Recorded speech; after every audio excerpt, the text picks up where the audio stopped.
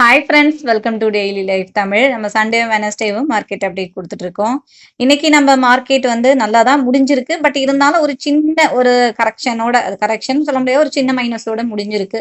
Okay, so இப்போ வந்து இருக்கிற சுச்சுவேஷன் வந்து இப்போ இந்தியாவுக்கும் பாகிஸ்தானுக்கும் வேற பயங்கர போர் வரா மாதிரி வேற இருக்கு.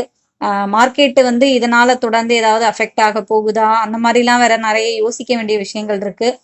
ரிசல்ட் எல்லாம் வேற வந்துட்டு இருந்தது. அதெல்லாம் எப்படி இருக்கு, நிறைய விஷயங்கள் பேசலாம். அருள்ராஜன் சார் இருக்காங்க. வணக்கம் சார்.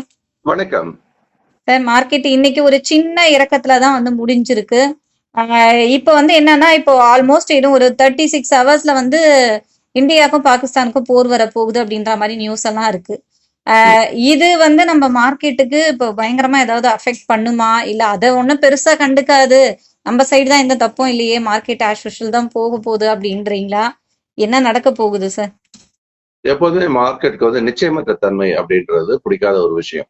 அந்த வகையில இப்ப ஒரு வார் அப்படின்றது வந்தது அப்படின்னா அது இன்னும் பல்வேறு அடுக்கடுக்காக அடுத்தடுத்த தொடர் விளைவுகளை ஏற்படுத்தும். அது எந்த மாதிரியான தொடர் விளைவுகளை ஏற்படுத்தும், அது பொருளாதாரத்தை எந்த அளவுக்கு பாதிக்கும், இதெல்லாம் இப்போதைக்கு தெரியாது. ஆனா இந்த தொடர் ஈவெண்ட் ஏதாவது நடந்துச்சுன்னா, போர்னாவே first negative to the market. ரெண்டாவது, அந்த போர்னோட பின் விளைவுகள் இன்னும் கொஞ்சம் அடுத்தடுத்து தொடர்ந்து நடைபெற்றால் அது வந்து பொருளாதாரத்தை தொடர்ந்து பாதிக்கக்கூடிய சூழலுக்கு வந்தால் இந்திய பங்கு சந்தை கடுமையான ஒரு வீழ்ச்சியை சந்திக்கும். இப்ப போர் அப்படின்னு அனௌன்ஸ் பண்ணாவே விழுந்துரும். அது வந்து கண்டிப்பா நடக்கும். இப்ப ஏற்கனவே பாத்தீங்க அப்படின்னு சொன்னா மார்க்கெட் வந்து இந்த இந்தோ பாகிஸ்தான் வார் சம்பந்தமா தான் ஏதாவது அறிவிப்பு வருமா அப்படின்னு ஒரு கிராஸ் ரோட்ல நின்றுட்டு இருக்கு. ஏறவும் இல்லை இறங்கவும் இல்லை அப்படின்றதான் இன்னைக்கு நம்ம பார்த்தோம்.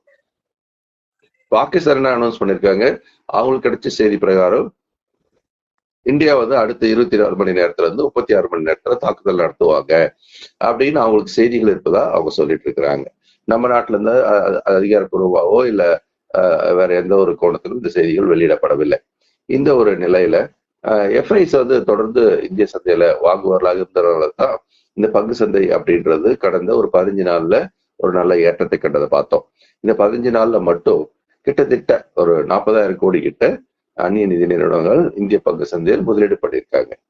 ஸோ இந்த முதலீடு அப்படின்றது 40,000 கோடி அப்படின்றது ஒரு டோக்கன் இன்வெஸ்ட்மெண்ட் அப்படிதான் பார்க்கணும். ஒரு வேளை போர் வந்தால் இவங்க என்ன பண்ணுவாங்க, இந்த 40,000 கோடிக்கு பதிலாக 80,000 கோடி 1,80,000 கோடி இப்படிலாம் விற்க ஆரம்பிச்சிருவாங்க. அது இன்னும் ரொம்ப டேஞ்சரஸான ஒரு விஷயம். ஆனாலும் கூட இப்போதைக்கு நமக்கு வந்து Q4 ரிசல்ட்ஸ் தான் முக்கியமா பார்க்கணும். ஏன்னா பொருளாதாரம் சார்ந்த விஷயங்கள் அதே வந்து சில நிறுவனங்கள் சந்தை எதிர்பார்ப்புக்கு ஏற்ற நல்ல லாபத்தை காட்டியிருக்கின்றன அப்படின்றதையும் பார்க்கிறோம். ஆனா பெரும்பான்மையான நிறுவனங்கள் சந்தை எதிர்பார்ப்போட குறைவான லாபத்தை தான் காட்டியிருக்குது.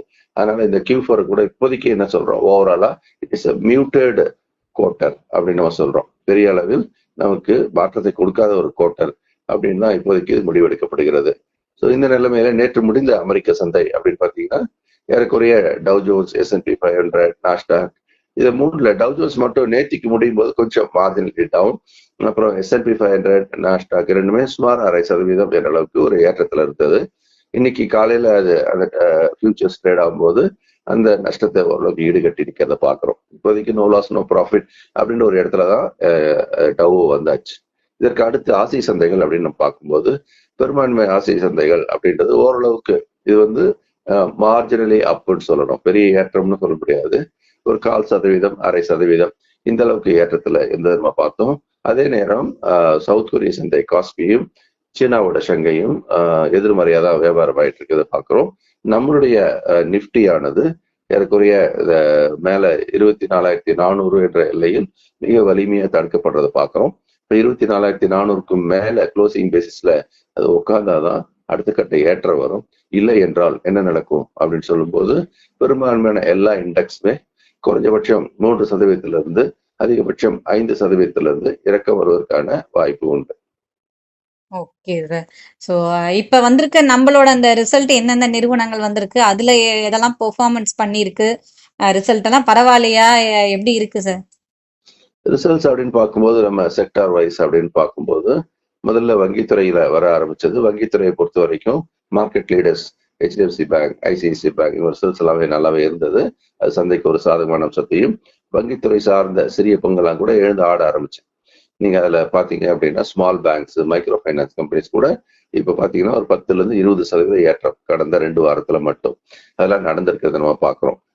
குறிப்பா சொல்றதா இருந்தா இப்ப ஐடிஎஃப்சி ஃபர்ஸ்ட் பேங்க் எல்லாம் 55 ரூபாயில இருந்து 65 ரூபா, 66 ரூபா அப்படின்லாம் போனது பாக்குறோம். உஜ்வான் கூட பாத்தீங்கன்னா 34 35ல இருந்து 44 45 இந்த மாதிரி இதெல்லாம் வந்து ஒரு குறுகிய காலத்துல கணிசமான அளவு ஏற்றத்தை கொடுத்துருக்கிறத பாக்குறோம். அதே சமயம் ஐடி துறை எடுத்துக்கிட்டீங்க அப்படின்னா அதோட முக்கிய நிறுவனங்களான டிசிஎஸ், இன்ஃபோசிஸ், விப்ரோ எல்லாமே சந்தைக்கு எதிர்பார்ப்பை விட குறைவான லாபத்தை காட்டியிருப்பது மட்டுமல்லாமல் வரக்கூடிய வருடத்தில் அதனுடைய கைடன்ஸ் அப்படின்னு சொல்லும்போது எதிர்பார்த்த அளவுக்கு அதிகமான வளர்ச்சி இருக்காது அப்படின்னு மாதிரியான ஒரு கைடன்ஸ் கொடுத்துருக்காங்க. அதனால ஐடி துறையில இப்ப எப்படி நடக்குது, எல்லாமே வந்து விற்பனையில தான் முடுக்கி விடுறாங்க. ஒரு ஏற்றம் வந்தாலும் திரும்ப விற்பதற்கு முயற்சிகளும் செய்வார்கள் பார்க்கணும். இருந்தாலும் எஸ்சிஎல் டெக்கோட ரிசல்ட் ஒரு எக்ஸப்ஷனலா இருந்ததை பார்த்தோம். அதனால அதுவும் வந்து ஒரு சாதகமான ஒரு அம்சமா பார்க்கலாம். அதே மாதிரி ஐடில mid and small caps last year 2024 நல்லாவே தான் பெர்ஃபார்ம் பண்ணியிருந்தாங்க. அதெல்லாம் வந்து எப்படி ரிசல்ட்ஸ் வருது அப்படின்றத நம்ம பார்க்கலாம். மற்றபடி அங்க இங்க எல்லாமே ரிசல்ட் வருது. ரிலையன்ஸோட ரிசல்ட்ஸ் வந்தாச்சு, ஒரு ஹெவி வெயிட். ஸோ இந்தியாவுடைய மிகப்பெரிய ஒரு நிறுவனம். இந்தியா ரிலையன்ஸோட ரிசல்ட்டும் வந்து லாபம் என்பது ஒரு வரலாற்று சிறப்புமிக்க லாபத்தை காட்டியிருக்கிறாங்க. ஸோ எல்லாருக்குமே அந்த லாபம் அப்படின்றது ஒரு பாசிட்டிவான விஷயம் பார்க்கப்பட்டு அந்த பங்கின் விலை கூட பார்த்தீங்க அப்படின்னா மீண்டும் ஒரு மிக பலமான ஒரு ஏற்றத்தை கொடுத்துருக்கிறத நம்ம பார்க்குறோம். அதனால Q4 ரிசல்ட்ஸை பொறுத்த வரைக்கும் சில நிறுவனங்கள் ஒரு நல்ல லாபத்தை காட்டியிருக்கின்றன. ஆனாலும் சில துறைகள் அப்படின்றது இன்னும் பெருமளவு சந்தை எதிர்பார்ப்புக்கு குறைவான லாபத்தில் தான் இருக்குது. அதனால பொருளாதாரம் மீண்டு விட்டதாக நம்ம இப்போதைக்கு எடுத்துக்கொள்ள கூடாது. Okay sir. ஸோ இப்போ வந்து ரிசல்ட் எல்லாமே பரவாயில்ல, பெட்டராக தான் இருக்கு. Okay sir. இப்போ செக்டார் வைஸ் வந்து எல்லாமே வந்து பெர்ஃபார்மன்ஸ் எப்படி இருக்கு? நம்ம வந்து ஒரு சில செக்டார்ஸ்லாம் தனியாக கூட பேசியிருக்கோம், தனித்தனியாக டாபிக் போட்டிருக்கோம். இப்போ ஓவராலாக செக்டார்ஸ் வந்து இந்த மார்க்கெட்டுக்கு அது வந்து இப்போ ஏறிட்டு வந்துருச்சா? ஏன்னா மார்க்கெட் கொஞ்சம் ஏறிடுச்சு, ஓகே. திருப்பியும் வந்து 25 நோக்கி போயிட்டு இருக்கு. என்ன திருப்பி இந்த போர் அது இதுன்னு வரும்பொழுது மறுபடியும் அது கீழே இறங்க வாய்ப்பு இருக்கு. ஆனால் மற்ற துறைகள் அப்படின்னு பார்க்கும் பொழுது இந்த போர் வந்துச்சு அப்படின்னா எந்த துறைக்காவது ரொம்ப பாதிப்பு வருமா, எப்படி சார்? கண்டிப்பா. இப்ப இன்னைக்கு வரைக்கும் பாத்தீங்க அப்படின்னா தாக்குப்பிடித்துக் கொண்டிருக்கிற துறைகள் அப்படின்னு சொல்லும்போது நமக்கு ரியல் எஸ்டேட் துறை வலிமையா தாக்கு பிடிச்சிட்டு இருக்கு. ஒருவேளை சந்தை ஒரு ஏற்றத்துக்கு வழிவகுத்தால் ரியாலிட்டி துறை மேல் நோக்கி நகர்வதற்கான வாய்ப்பு உண்டு. அதை ஒட்டி ஃபார்மா துறையும் ஓரளவுக்கு தாக்கு பிடிச்சிட்டு தான் இருக்கு. அதுவும் வந்து ஏறுவதற்கான வாய்ப்பு உண்டு. தென் ஆட்டோ செக்டார் வந்து பெரிய ஏற்றம் இறக்கம் இல்லாமல் இறக்கத்துக்கு போகாமல் நின்றுட்டு இருக்கு. ஸோ அங்க ஒரு டோஜி மாதிரியான ஒரு ஃபார்மேஷன். ஸோ இது வந்து என்ன செய்யுது, ஃபைட் பண்ணிட்டு இருக்காங்க பையர்ஸும் செல்லர்ஸும். ஒருவேளை அடுத்த கட்டத்துல மேல் நோக்கி ஒரு கேண்டில் வர ஆரம்பிச்சது அப்படின்னு சொன்னா பையர் ஸ்ட்ராங் ஆயிடுவாங்க. அதனால இந்த துறையை நம்ம கவனிக்கலாம். இது 3 துறைகளும் இப்போது கவனத்துக்கு எடுத்துக்கொள்ளலாம். ஒருவேளை சந்தை இறங்க ஆரம்பித்தால் அப்படின்னு ஒரு கேள்வியை முன்வைக்கும் போது நம்ம குறிப்பாக வங்கித்துறை போன்றவை எல்லாம் பாத்தீங்கன்னா குறைந்தபட்சம் 3%-இருந்து 4% இறக்கங்கள் வருவதற்கான வாய்ப்புகள் அதிகமா இருக்கிறதா நம்ம பார்க்கிறோம். அதனால கொஞ்சம் எச்சரிக்கையோட இருக்கணும். குறுகிய கால முதலீட்டாளர்கள் கொஞ்சம் பங்குகளை பணமாக மாற்றுவது என்பதை ஒவ்வொரு ஏற்றத்திலும் ஒரு திட்டமாக வைத்துக் கொள்ள வேண்டும். Okay sir. ஸோ இப்போதைக்கு மார்க்கெட்டோட நிலவரம் இதுதான், இப்படிதான் போயிட்டு இருக்கு. நம்ம வந்து இன்னும் போர் நடக்குதா என்னன்றதை கொஞ்சம் பொறுத்திருந்து தான் பார்க்கணும்.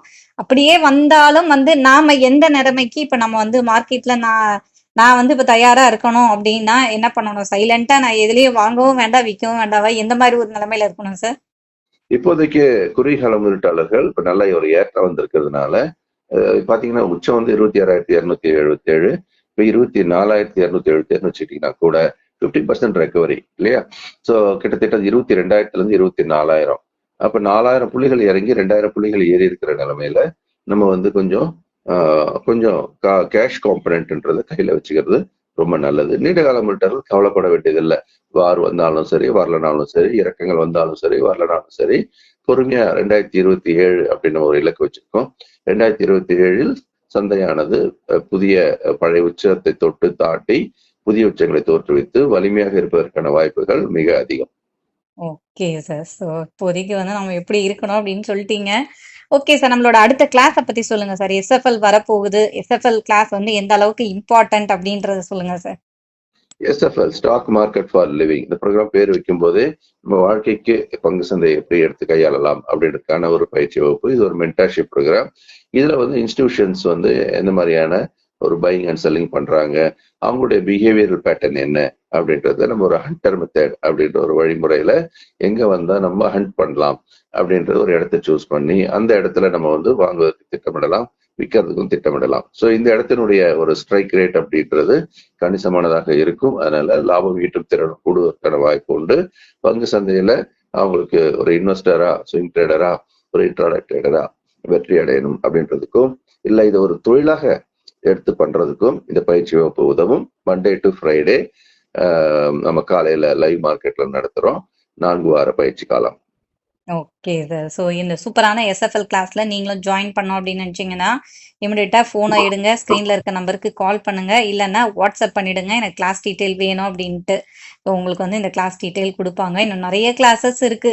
நீங்க உங்களோட நாலேஜுக்கு ஏத்த மாதிரி எனக்கு இந்த அளவுக்கு தெரியும் ஷேர் மார்க்கெட்ல, இதுக்கு மேல நான் கத்துக்கணும் அப்படின்னு நினைச்சீங்கன்னா அதுக்கேத்த மாதிரி கோர்சஸும் எடுத்துக்கலாம். நிறையவே இருக்கு.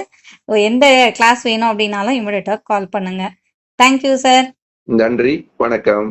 ஓகே ஃப்ரெண்ட்ஸ், மறுபடியும் அடுத்த வீடியோல பார்க்கலாம்.